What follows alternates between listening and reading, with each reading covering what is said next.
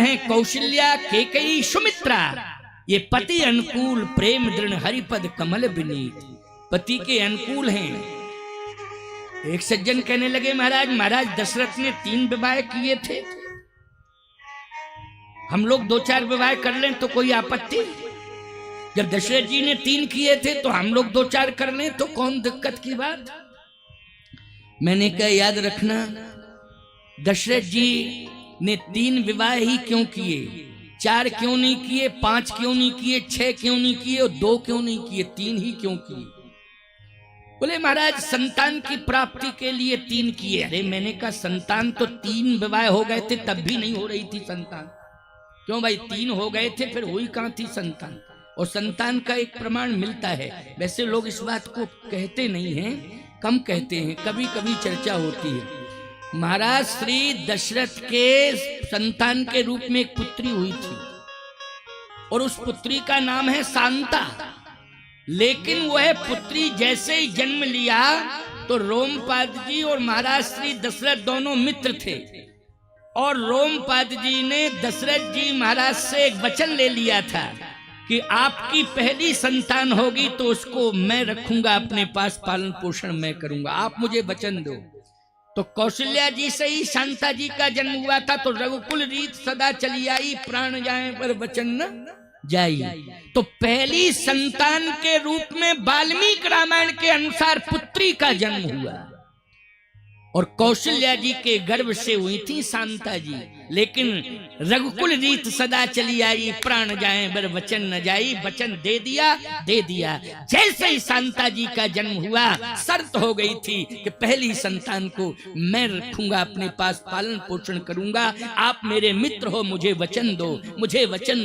दशरथ जी ने वचन दे दिया था। वचन का पालन करने के लिए महाराज श्री दशरथ ने पहली संतान को किसके हाथ में सौंप दिया? अंग देश के राजा अंग देश के राजा थे रोमपाद जी। वाल्मीकि रामायण में लिखा है, पढ़ लेना। वाल्मीकि रामायण को घर में रखी हो या मोहल्ले में हो या कहीं से मंगाना, पढ़ना, उसमें पूरा वर्णन आया है। नहीं तो इसी चक्कर में रहो, कहाँ की कथा है, कहाँ लिखा है, स्वामी जी कैसे कह दिए। पड़ोसी की खोपड़ी खराब मत करना, नहीं मोहल्ला वालों का दिमाग खराब करो। समझ में आ रहा है? कोई बात समझ में नहीं आए तो जब तक मैं हूं तब तक मुझसे ही पूछ लेना। समझ रहे हो कि नहीं? इसलिए ये वाल्मीकि रामायण का प्रमाण है कि अंग देश के राजा रोमपाद जी को शांता जी को दे दिया गया। रोमपाद जी के हाथों में शांता जी रही, पालन पोषण अंग देश के राजा रोमपाद जी ने किया। लेकिन इसके बाद फिर कोई संतान नहीं हुई, ना तो केकई जी से कोई संतान हुई, ना सुमित्रा जी से कोई संतान हुई। एक ही संतान पुत्री हुई थी, वो किससे? कौशल्या जी से। अब 60,000 साल के हो गए दशरथ जी, संतान ही नहीं हो रही। लेकिन एक हुई थी शांता, तो दे दिया, गोद ले लिया। किसने? अंग देश के राजा ने, रोमपाद जी ने। अब संतान नहीं हो रही है तो आप कहोगे महाराज इसलिए तो 3 विवाह, तो 3 विवाह के बाद भी तो संतान नहीं हो रही है, फिर 4था विवाह क्यों नहीं किया? 3 विवाह का अर्थ देखो। अध्यात्म रामायण में आ जाओ अब थोड़ी देर के लिए, क्योंकि वाल्मीकि रामायण का प्रमाण दिया, अब अध्यात्म रामायण में आ जाओ। ये 3 हैं कौन? कौशल्या, केकई और सुमित्रा। तो अध्यात्म रामायण में वर्णन आता है कि ज्ञान शक्तिश्च कौशल्या, सुमित्रोपासनात्मिका और क्रिया शक्तिश्च केकई, वेदो दशरथो नृपा। वेद रूपी दशरथ के ये 3 महारानियां हैं जिनका वर्ण किया है वेद रूपी दशरथ ने। कौन? बोले ज्ञान, कर्म और उपासना। ज्ञान, कर्म और उपासना। अच्छा, वेद के 3 ही मार्ग हैं, 4था कोई मार्ग नहीं है। वेद के 3 मार्ग हैं कि नहीं? वेद ने 3 मार्गों का वर्णन किया है। ज्ञान मार्ग का वर्णन किया है, कर्म मार्ग का वर्णन किया है, उपासना मार्ग का वर्णन किया है। ये वेद ने 3 मार्गों का ही वर्णन किया है, चौथे किसी मार्ग का वर्णन नहीं, 3 मार्ग का ही। तो दशरथ जी वेद हैं, इसलिए वेद रूपी दशरथ ने ज्ञान, कर्म, उपासना, इन तीनों मार्गों का वर्णन किया है। इसलिए ये तीन विवाह का प्रमाण मिलता है। आप भी किसान हो, किसान निरावहि चतुर किसाना, जिम बुध तजह मोह मद माना। बोलो भाई, किसान क्या करता है? खेती करता है कि नहीं? खेती किससे जुड़ी होती है? बोलो, खेती जुड़ी होती है कर्म से। बोलो, कर्म से। इसलिए कर्म मार्ग पर तुम खड़े हो। याद रखना, वेद कहता है कि भगवान को पाने के लिए भगवान मिलेगा मिलेगा मिलेगा, लेकिन ऐसा मत सोचना कि ज्ञानियों को ही भगवान मिल सकता है, विज्ञानियों को ही भगवान मिल सकता है, हम जैसे किसानों को भगवान कहां से मिल सकता है। याद रखना, जब वेद के तीन मार्ग हैं, ज्ञान मार्ग, कर्म मार्ग, उपासना मार्ग, तो परमात्मा इन तीनों मार्गों के माध्यम से आता है। उनमें एक कर्म मार्ग भी है। अगर सच्चे मन से तुम कर्म करते रहोगे तो परमात्मा तुम्हें कर्म मार्ग पर ही दिखाई दे जाएगा, वहीं भगवान का तुम्हें दर्शन हो जाएगा। भटकने की जरूरत नहीं पड़ेगी। किसान भाइयों, उदास मत होना, परमात्मा कर्म मार्ग से ही तुम्हें प्राप्त हो जाएगा। बोलो, हो जाएगा कि नहीं हो जाएगा? किस मार्ग से?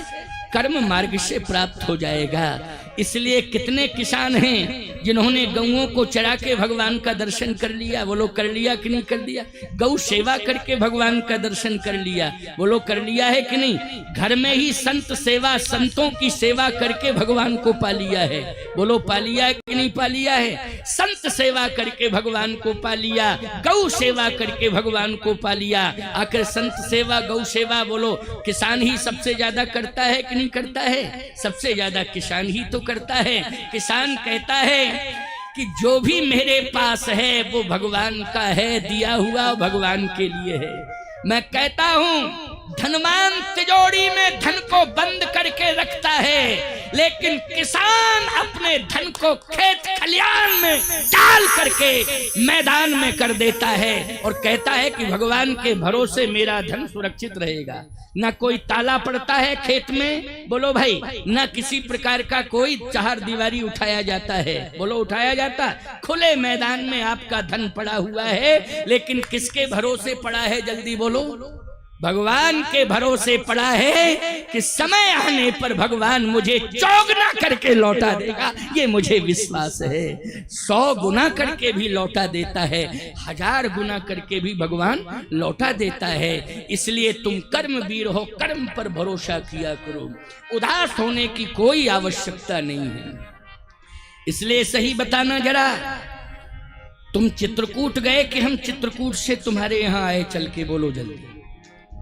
हम ही चित्रकूट से चल के तुम्हारे यहाँ आए। बोलो, इसका मतलब है कि हम ज्ञान का पोथन्ना लेकर के तो आए हैं, लेकिन कर्म के रास्ते से चल के आए। बोलो, आए कि नहीं आए? जो तुमने कर्म का रास्ता बनाया है उसी पर चलकर हम सिर के ऊपर ज्ञान की पोथी रख के लाए हैं, और आज ज्ञान की पोथी सिर के ऊपर है, लेकिन मार्ग कौन सा है? जल्दी बोलो, जिस पर चल के आए हैं। तुमने कर्म के मार्ग का निर्माण किया है, उसी पर चलकर हम आए हैं। तो आज की तारीख में तुम्हें मैं कर्म के मार्ग से चल के चित्रकूट धाम छोड़ करके आया हूं। उपासना का सबसे बड़ा केंद्र है चित्रकूट धाम, जहां तपस्या होती है। तमाम संत तपस्या कर रहे हैं। भगवान राम ने भी 11.5 साल तक तपस्या की है। उस उपासना की भूमि को छोड़ करके हम कर्म की भूमि पर आए हैं। बोलो, आए हैं कि नहीं? ये तुम्हारी कर्म की भूमि है। ज्ञान की पोथी सिर के ऊपर धारण करके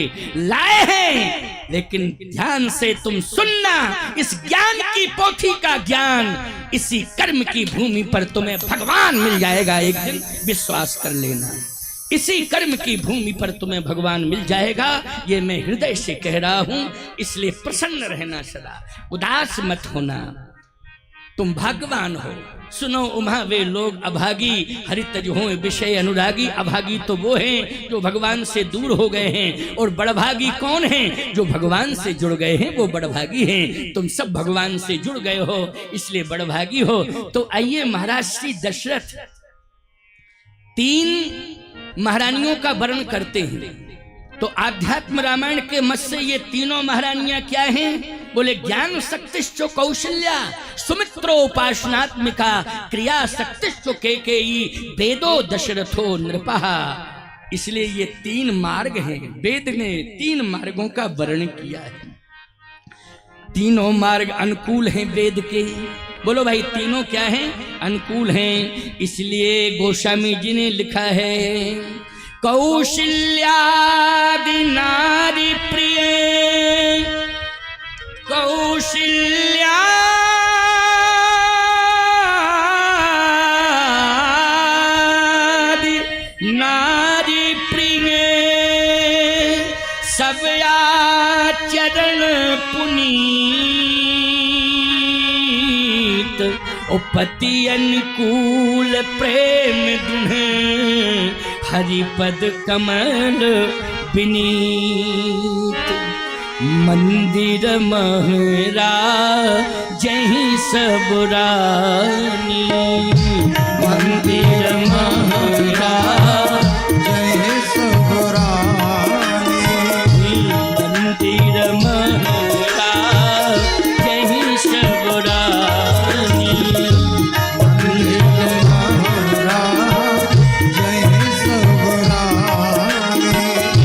शोभाशील तेज की खानी, शोभाशील तेज की कहानी, शोभाशील तेज की खानी, शोभाशील तेज की कहानी। मंदिर महराज कहीं सब रानी, मंदिर महराज जय सब रानी, शोभाशील तेज की खानी, शोभाशील तेज की